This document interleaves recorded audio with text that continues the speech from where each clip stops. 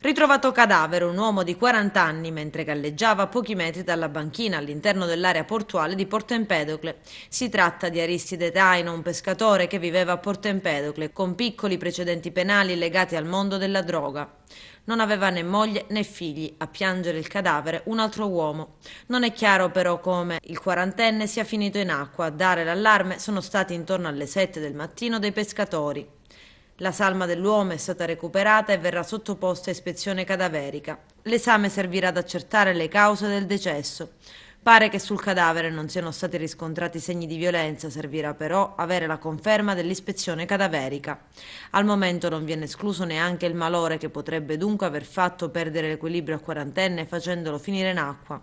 Sul posto, oltre a un'autoambulanza del 118, sono al lavoro i poliziotti del commissariato frontiera di Porto Empedocle capitanati da Cesare Castelli, i carabinieri della stazione di Porto Empedocle, i vigili del fuoco del comando provinciale di Agrigento e i militari della Guardia Costiera.